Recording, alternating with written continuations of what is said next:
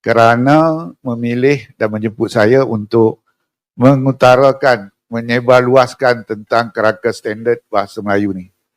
Apa itu KSPM atau kerangka standard bahasa Melayu? KSPM ialah sebuah atau dokumen yang dijadikan rujukan standard untuk mengukur tahap pemerolehan dan penguasaan bahasa. Apa dia? Dokumen ini digunakan untuk mengukur satu standard yang sama. Maknanya kalau sebelum ni kita tak tahu standard yang apa yang ada untuk mengukur pengguna bahasa Melayu ni berada pada standard mana, pada tahap mana. Jadi dibina kerangka ini supaya setiap penutur yang ada di seluruh dunia, sama ada di Malaysia, Indonesia, kawasan di tanah Nusantara, Brunei, Selatan Thailand ataupun penutur yang luar dari Malaysia, kita boleh ukur menggunakan kayu ukur yang sama. Dalam KSPM, warga asing bermaksud individu yang besar atau membesar di negara yang bahasa utama di negara tersebut bukan bahasa Melayu.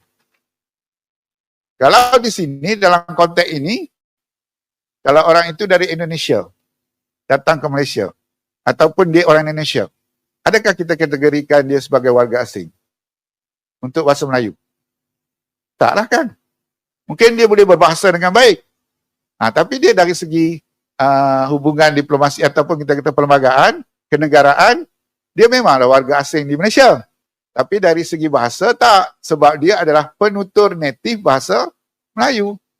Tidak silap, dia lebih baik daripada kita lagi. Di sini kita lihat, ternyata kualitas Profesor Malaides bodoh dan error. Sudah berkali-kali orang Indonesia menyampaikan bahwa bahasa Indonesia bukan bahasa Melayu, tetapi akademisi Malaides masih saja memperlihatkan kebodohannya dengan menganggap bahasa Indonesia adalah bahasa Melayu. Bukti Profesor di Malaides kecerdasannya setara anak sekolah menengah pertama di Indonesia. Dia menginginkan kerangka standar bahasa Rojak di Malaides juga digunakan sebagai kerangka standar bahasa Indonesia. Profesor Malaides yang satu ini, rupanya dia sedang memperlihatkan kebodohannya kepada mahasiswa di Malaides. Indonesia sudah jauh lebih dahulu membuat kerangka standar bahasa Indonesia daripada Malaides. Itulah sebabnya bahasa Indonesia jauh lebih berkembang, maju dan modern ketimbang bahasa Rojak di Malaides. Berkembang dalam akademik dan dalam sains, sementara bahasa Rojak di Malaides hanya bisa terkengkeng melihat kemajuan bahasa Indonesia, sambil berhalusinasi dan mengklaim bahwa bahasa Indonesia adalah bahasa Melayu. Dan bukti Profesor Malaides yang satu ini rada-rada stres. Orang Indonesia yang datang ke Malaides, walaupun dia bertutur dalam bahasa Indonesia dianggap sebagai penutup bahasa Melayu.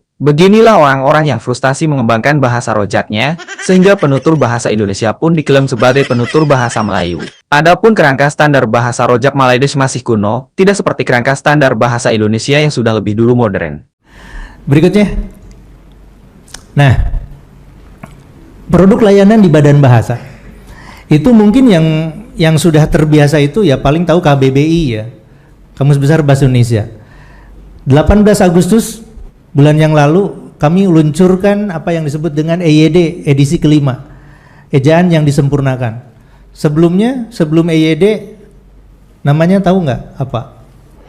PUEBI, tapi tidak terkenal kan?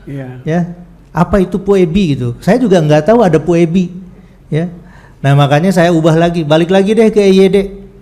Nah karena EYD sudah kadung dikenal orang, ya. Kalau bicara EYD hampir semuanya orang ngerti, oh maksudnya itu masalah ejaan. Maka 18 Agustus kemarin saya luncurkan EYD edisi kelima. Banyak sekali perubahannya dan ini untuk teman-teman mahasiswa bahasa Indonesia ini menjadi sangat esensial. Nah, tapi tidak kadang-kadang esen, lebih banyaknya sial. Ya, bukan itu. Ini benar-benar esensial atau substansial. Karena memang semuanya adalah potensial. Ya, tapi jangan kadang-kadang poten, banyaknya sial. Ya, nah, kami juga punya produk lain. Produknya apa? Ada si PEBI, aplikasi penyuntingan bahasa Indonesia, yang nanti tahun depan, insya Allah ini mohon dukungan dari semuanya. Kami akan membuat satu aplikasi berbasis KBBI, berbasis ejaan EYD yang terbaru. Itu akan membuat apa yang kami sebut sama seperti dengan Grammarly. Ya. Maksudnya apa? Supaya tidak ada lagi gitu yang kesulitan untuk apakah ini D-nya disatukan atau dipisahkan, atau K-nya satu, masukkan atau thesaurusnya seperti apa. Nah, nanti akan kami luncurkan pada saat Kongres Bahasa Indonesia ke-12 tahun yang akan datang. Ini semua aplikasi ini bisa diunduh, bisa di-download dalam satu aplikasi melalui handphone saja ini di Halo Bahasa. Ya, apakah di Play Store ataupun di application store.